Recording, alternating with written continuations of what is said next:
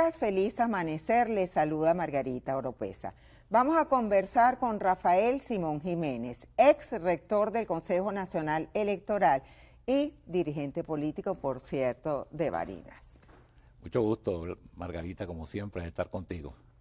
Hay incertidumbre mientras la decisión del Tribunal Supremo de Justicia se anuncia sobre los resultados electorales del pasado 28 de julio. Mientras tanto, hay informaciones porque el país no para. El presidente de la República, Nicolás Maduro, anunció la creación de un Consejo Nacional de Ciberseguridad para enfrentar los ataques cibernéticos. ¿Era esto necesario? Mira, Margarita, lo primero que era innecesario es toda esta vuelta que hemos tenido después del 28 de julio. Los venezolanos fuimos a las elecciones del 28 de julio esperanzados en que era una manera de dirimir el conflicto político civilizadamente y que, bueno, pasara lo que pasara. Por cierto, Lula, con muy buen tino, le advirtió a su amigo Nicolás Maduro que se preparara para la alternabilidad, que eso no es ninguna desgracia, que no era ningún desastre. Ahora, fíjate tú, a 15 días prácticamente, 16 días del hecho electoral del 28 de julio, todavía no se han publicado las actas. No se han publicado las actas. Y la facultad de hacer la totalización y la proclamación es, como dicen los abogados, decimos los abogados, exclusiva y excluyente del Consejo Nacional Electoral. Y además, que de eso no volvió a hablar el gobierno más nunca, estamos frente al mejor sistema electoral del mundo. Eso siempre se enfatizó así. Y yo creo, yo no sé si es el mejor sistema electoral del mundo, pero es de los mejores sistemas electorales del mundo. Fíjate tú que ha tenido entonces que hacerse todo este enrevesado jurídico de ir a la sala electoral del Tribunal Supremo. ¿Es inconstitucional haber acudido a la sala electoral del Tribunal Supremo de Justicia? Yo creo que no se agotó la primera instancia, que era el Consejo Nacional Electoral. Exactamente. Yo no entiendo, por ejemplo, cuál fue el fundamento del recurso de amparo constitucional que introdujo el presidente de la República. Pues si él era el beneficiario por la proclamación que le hizo el señor Amoroso, no entiendo qué derecho se le lesionó. Porque, ¿qué es el recurso de amparo? El recurso de amparo es un recurso extraordinario cuando se produce la lesión de un derecho constitucional. Yo nunca pude entender cuál fue el derecho que se le afectó al presidente de la República para que él recurriera por vía... Manifiestan que hubo un hackeo del sistema electoral. Bueno, pero... Y por eso la creación de este Consejo Nacional de Ciberseguridad. Bueno, el Estado venezolano está en el derecho... ¿Es posible un hackeo al sistema electoral venezolano? Usted que fue rector del Consejo Nacional Electoral. Mira, yo ahí me acojo, porque yo no soy técnico en esa materia, pero sí respaldo y me acojo a todas las explicaciones que ha dado el ingeniero Enrique Márquez, que no solamente fue vicepresidente como yo, sino mucho más tiempo que yo, y que además es, en cierta forma, experto en la materia. Si tú me preguntas a mí sobre un tema jurídico, yo a lo mejor te puedo hablar con propiedad, pero él lo ha dicho, y lo han dicho gente, el Centro Carter, que hasta el día anterior del 28 de julio era el observador transparente por excelencia, bueno, dijo con toda seguridad que no podía haber hackeo. Que fue irregular. Que fue el proceso y antidemocrático. Sí, bueno, hizo una serie de calificativos que entran dentro de lo político. Ahora, los venezolanos lo que queremos es terminar de dilucidar, porque además, Margarita, si aquí se quiere dilucidar la verdad de lo que pasó, ahí están las cajas con la votación. Aquí todo el mundo, mira, en cierta forma esto parece de Houdini, de Copperfield, de los grandes magos, porque se ha querido sustituir una realidad que todo el mundo la vio. En Venezuela participaron por lo menos 13 millones de personas como electores, como miembros de mesa, como testigos, todo el plan República, todo el acopio militar, que por cierto fue muy bien prestado y con mucho sentido de la responsabilidad militar. Todo el mundo sabe lo que pasó. ¿Acaso que esto fue una logia masónica? ¿Acaso que esto se produjo en Marte? Yo por eso es que resulta difícil digerir, no para los venezolanos y para el mundo, bueno, que se pretenda sustituir esa realidad. Es como bueno, exactamente hablando de cosas del ciberespacio, es como la realidad sustituida, como todas estas cosas de inteligencia artificial, que nos quieren vender a los venezolanos que no pasó lo que pasó. Entonces, bueno. El manejo de las redes sociales es un problema de Estado. Bueno, yo creo que eso, mira, casi todos los países del mundo lo regulan. Lo que pasa es que tú haces, mira, una de las características de la ley, y ahí sí puedo yo hablar con propiedad, tiene que ser precisamente la objetividad. Es decir, tú no puedes legislar contra un sector determinado de la sociedad, a menos de que lo haga como las leyes de Nuremberg en 1933, que fueron destinadas a liquidar a los judíos en Alemania. Tú tienes que legislar para el conjunto de la sociedad, sobre cualquier tema. Yo no me niego, digamos, a que cualquier tema pueda ser objeto de regulación, porque así lo es en la mayoría de los países del mundo. Este martes la Asamblea Nacional retomó la discusión sobre las ONG y también la ley contra la violencia, contra el odio y las redes sociales, reglamentar las redes sociales. Claro, pero es que lo que te quiero decir es que legislar es una labor, en primer lugar, para la generalidad de los casos. Tú no puedes generar ni contra un sector social ni por una coyuntura. Tú tienes que atender al conjunto de los intereses de la sociedad. Por eso es que la labor de legislar, cuando se hace objetivamente, cuando se hace profesionalmente y cuando se hace de buena fe, tiene que estar animada del espíritu de consultar a todo el mundo, de que la ley represente los intereses generales de la sociedad y que no sea el producto de una coyuntura marcada por la polarización o marcada por el deseo de aniquilación del adversario, ni de ningún sector político. Eso no lo dice Rafael Simón Jiménez, eso lo dice desde que el mundo es mundo, desde que la Revolución Americana y la Revolución Francesa le legaron al mundo el constitucionalismo y todo el desarrollo del sistema legal. Ese es el signo de eso, y eso está muy claramente. Mira, si algo tiene la Constitución de 1999, y yo soy profesor de Derecho Constitucional, bueno, es que es demasiado garantista. Mira, la Constitución de 1999 es bella. A veces la gente piensa que los incumplimientos y violaciones de la Constitución tienen algo que ver con el texto constitucional. No, ahí está. Yo vengo del mundo de la izquierda, y yo me considero un hombre de izquierda.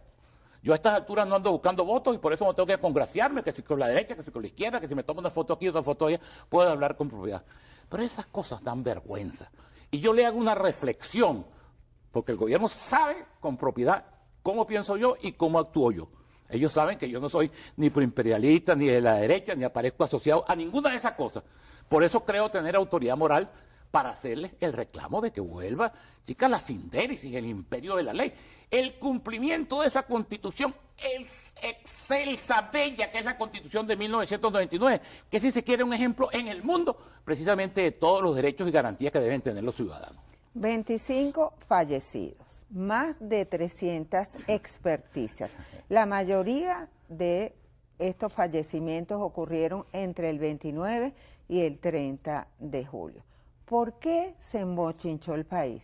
Mira, yo digo que en estas cosas los venezolanos nunca renunciamos al buen humor, ¿no? Pero yo digo que aquí hubo dos profecías autocumplidas. Mira, Diosdado Cabello nos repitió una y otra vez todos los miércoles, de aquí no nos vamos ni por la buena ni por la mala. O sea, alguna facultad extrasensorial, extramundana que no tenemos el común de los mortales, debe tener el presidente y debe tener Diosdado Cabello para anticiparse a lo que iba a pasar en Venezuela, ¿no? ¿En qué situación se encuentra en estos momentos la oposición? Mira, yo creo que la oposición logró un nucleamiento en torno a identificarse con un propósito de cambio. Yo creo que Nicolás Maduro, seguramente eso cuesta mucho. Los seres humanos, a pesar de que nos damos golpes de pecho y católicos y rezamos, somos muy poco proclives a reconocer nuestras culpas. A pesar de que eso es parte del rito cristiano, del arrepentimiento, el espíritu de culpa, el dolor de corazón, la penitencia, la absolución finalmente.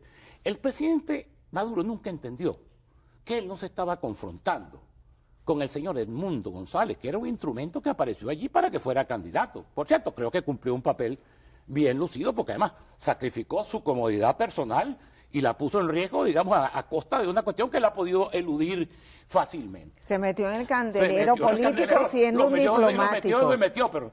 Pero el problema no era el mundo. Por eso es que toda esa campaña que el presidente desarrolló, y que yo no sé, ahí sí no fue tan profético como el otro, no era el problema del gallo pinto, no era el problema del gallo que con el pobre pataruco, con el pobre... No, el señor Maduro estaba compitiendo contra 12 años de una gestión desastrosa.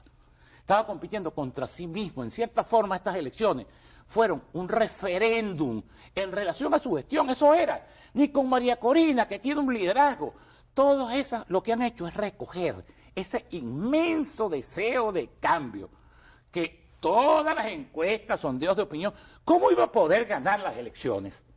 un gobierno que tuviera el 80% de desaprobación. Eso es un acto, eso si hubiera sido un acto propio de Copperfield o de Houdini. Eso era imposible. Yo le dije incluso a amigos míos, contertulios míos, que hablaban de la posibilidad de que si vota menos el 50 y vota menos el 40, no vale ni que votara lo que votara. Jiménez, tenemos que hacer una pausa. ¿Cómo no? Nos acompaña Rafael Simón Jiménez, ex rector del Consejo Nacional Electoral, dirigente político y además abogado constitucional. Hacemos una pausa y al regreso continuamos aquí. No se vayan.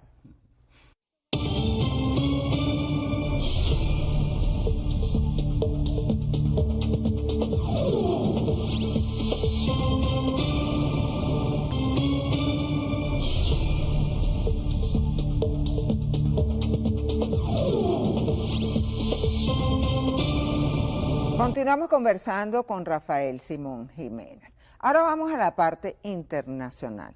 Estados Unidos reactiva la iniciativa en la OEA para analizar la situación sobre Venezuela. Ya en días pasados se discutió, fue negada 17 votos a favor, 1 voto en contra. ¿Cómo ve la reactivación de esta iniciativa, pero ahora por parte de Estados Unidos? Mira, la OEA es un organismo agónico, muy desacreditado en realidad. Ahí sí, si yo tuviera que coincidir con el gobierno en algo, sería en eso. Yo creo que no tiene ninguna capacidad. Venezuela hace mucho tiempo se desafilió, se salió. Hace 5 años sí, hace que 5 Venezuela años. dejó de Yo ser parte de la OEA. Es que existe una preocupación en el mundo, ni siquiera podríamos decir que en el continente, en el mundo. ¿Qué países han reconocido la victoria de Nicolás Maduro anunciada por el presidente del Consejo Nacional? Rusia. No, en sí. el continente. Vamos primero al continente. Lo han reconocido 3. Cuba, que por cierto ha tenido una actitud bien discreta, bien de bajo perfil. Nicaragua y Honduras. La señora Castro, que tiene más que razones de agradecimiento para reconocer esta victoria y 100 victorias más que vengan después.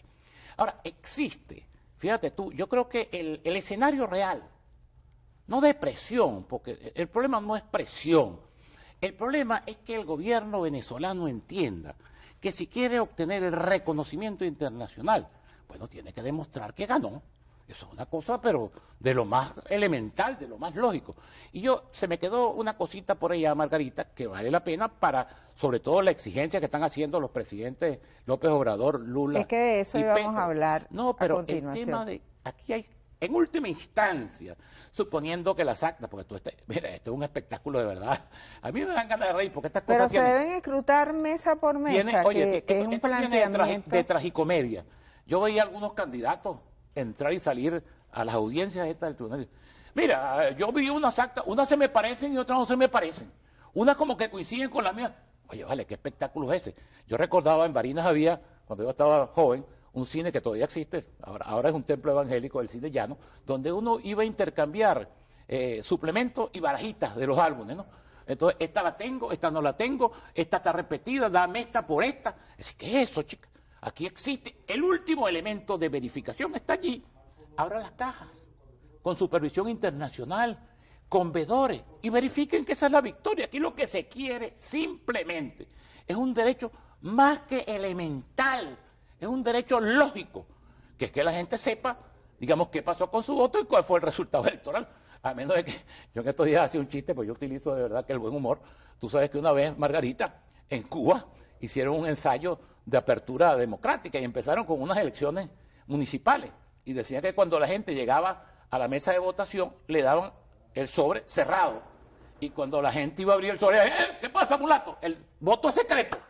Había que meterlo. Bueno, una cosa así será la que terminaremos los venezolanos. ¿Cómo no vamos a saber los venezolanos qué fue lo que pasó el 28 de julio? Que además, te repito, a menos de que sea una realidad virtual, utilizando la inteligencia artificial, todos estos mecanismos ahora del ciberespacio y de la cibertecnología, eso lo presenciaron 14 millones de venezolanos, lo vio todo el mundo, señores. ¿Cómo vas a creer tú que esa realidad que estuvo allí lo vieron los medios de comunicación? Hay que agregar más gente, lo vieron los medios de comunicación, los observadores internacionales, los observadores nacionales, 12 millones de votantes, las Fuerzas Armadas.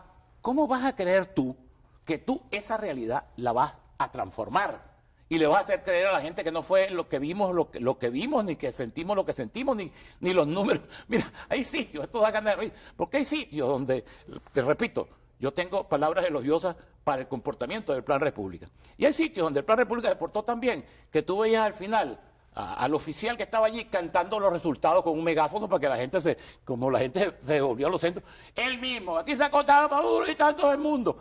Pero es decir, bueno, eso estuvo a los ojos del mundo, señores. Eso es una cosa que imposible de tapar. Eso es como que tapemos la luz del sol, como que tú quieras sustituir no sé qué cosa. Es una cosa, mira, hay que meterle, pero en última instancia, por eso te digo, suponiendo que uno no tuviera prejuicio, suponiendo que uno se tapara los ojos, que le pusiera una ametralladora atrás. Bueno, señores, ahí están las cajitas. Abran las cajitas, verifiquen las cajitas, cuenten las cajitas y se acabó. Más nada, eso es sencillito, Margarita. Misión de la ONU pide a Venezuela el cese de la represión. Bueno, ese es otro tema muy importante. Yo digo que ese es el tema fuerza en el que nos vamos a confrontar los venezolanos ahora. Y es importante allí la vocería, te repito, nuevamente, de Tarek William Saab. Yo con Tarek William Saab lo que tuve siempre fue una buena relación cuando fuimos diputados juntos y nunca he tenido ninguna desaveniencia con él, ni tengo ningún interés, él lo sabe, desacreditarlo, ninguna de estas cosas. Ahora, nosotros tenemos que saber todos en qué punto de la democracia estamos. Yo, por ejemplo, siempre me he negado a decir que esto es una narcotiranía, que esto es una tiranía, porque si tú vas, tú no puedes decir eso por rabia, que si esto es castrismo, que si esto es comunismo, que si esto es marxismo-leninismo, pero cuando tú vas al análisis real de lo que el sistema que tenemos en venezolano, yo creo que si alguien lo caracteriza muy sabiamente y muy académicamente, es Fernando Mírez, el chileno-alemán que es muy preocupado por los temas venezolanos. Él dice que en Venezuela tenemos una hibridocracia. Ahora, ahorita te digo, estamos en un punto de quiebre, porque hay dos elementos fundamentales de cualquier sistema democrático, llámese como se llame, en el Congo, en Burundi, en cualquier parte, que son la alternabilidad y las libertades democráticas. Si aquí no se puede hablar, como lo digo yo siempre hablo para el que quiera entender. Si a mí me preguntan, a Rafael Simón Jiménez, libremente, ¿qué pasó el domingo? Yo sé lo que pasó el domingo y lo puedo decir claramente. Entonces, el gobierno está en un punto bien interesante, que es definir qué es lo que estamos viviendo hoy en día los venezolanos. Porque en Venezuela se ha pretendido imponer el miedo, la intimidación, con cifras y con cosas. Yo creo que están obligados a eso, a echarse una miradita en el espejo. Los presidentes de Brasil, Colombia y México van a sostener una conversación vía Zoom con el presidente Nicolás Maduro. ¿Cuál es la importancia de la intermediación de estos jefes de Estado? Muy importante, en primer lugar, porque los tres son, vamos a decir así, afines al pensamiento general ubicado en eso que llama la izquierda latinoamericana, que tiene distintas matices y distintas características. Vargas Llosa decía que había una izquierda carnívora y una izquierda vegetariana, ¿no? La izquierda vegetariana es la izquierda que está dispuesta a cumplir las reglas del juego, que pierde y gana, con la que tú puedes estar de acuerdo. Mira, te puede parecer bueno Petro o malo Petro, pero Petro gana y Petro entrega. Y te puede parecer Lula, bueno, ¿qué más? Lula lo metieron preso, salió del poder y volvió y listo. Son las reglas, lo mismo. El consejo, no se guíen por ningún consejo que yo le di. El consejo que le dio Lula. Señores, la alternabilidad no es una tragedia, el mundo no se les va a acabar. Busquen un mecanismo, eso, de entendimiento, porque además, la negociación, mira, ¿cuánto abogamos nosotros, Margarita, antes de las elecciones? Porque hubiera un punto de negociación. Incluso tomando... Pero negociación interna, para una transición, no, pero porque no por una se firmó transición. un acuerdo Fíjate, de aceptación de los resultados. Claro, pero fíjate tú, nosotros incluso nos negamos, porque el gobierno no iba a firmar nada que dijera transición antes de perder las elecciones. Eso era obvio. Por eso es que Lula y Petro, que se atrevieron a asomar algo como un estatuto de transición que le diera seguridad y garantía a las partes, hablaron de transición y después le quitaron la palabra transición. Es unas garantías para todos los actores. En Venezuela, si queremos volver a vivir en paz, si queremos volver a tener tranquilidad, si queremos volver a vivir en un país que progrese, tenemos que crear las bases de un entendimiento, de la concordia, del respeto, que es la democracia. La democracia es pluralidad, que cada quien piensa como quiere y respetar las ideas del contrario. Esa es la democracia universalmente. Ahora, la democracia no puede ser miedo, la democracia no puede ser imposición, la democracia no puede ser persecución. Entonces, por eso te digo que si hoy en día algo está más allá incluso del propio resultado electoral en discusión, es en qué punto estamos en el sistema que tenemos hoy en día en Venezuela, en el sistema de vida, en el sistema de gobierno que tenemos hoy en día en Venezuela. Te repito, para saber los venezolanos a qué atenernos. Se impone un diálogo entre todos los sectores de la vida nacional. Mira, nosotros hemos abogado por eso como tú no tienes una idea. Hemos formulado distintas propuestas. En Venezuela hace falta también gente que actúe desde el centro. Yo, por ejemplo, elogio, y además ellos saben cómo los quiero los dos, a Monseñor Padrón, Baltasar Porras y Padrón, que también han mis señalado amigos, sobre la necesidad de publicar las actas. Pero en cierta forma, por distintas razones, algunas de las cuales ellos mismos me han expuesto, hizo falta, antes de las elecciones, un papel más activo de la iglesia, hizo falta un papel más activo de los empresarios, que no pueden creer que ellos van a pasar lisos si Venezuela se termina de ir para el foso. O sea, Venezuela nos tiene que interesar a todos, y todos tenemos que interesarnos entonces en buscar una salida negociada, civilizada, de entendimiento para Venezuela. Pero hace falta aquí un centro político, alguien que actúe como articulador, que pueda acercar las partes, que pueda convertirse en interlocutor, contando, por cierto, también con el apoyo de gente como Lula, como Petro, como López Obrador, que evidentemente tiene cercanía y que tiene interlocución y que tiene influencia sobre los que están gobernando en Venezuela. Se nos acabó el tiempo. Qué cosa. El tiempo es tirano. Nos acompañó Rafael Simón Jiménez, dirigente político, ex rector del Consejo Nacional Electoral. A ustedes, amigos, será hasta una próxima oportunidad y ahora continúen con Noticias Venevisión.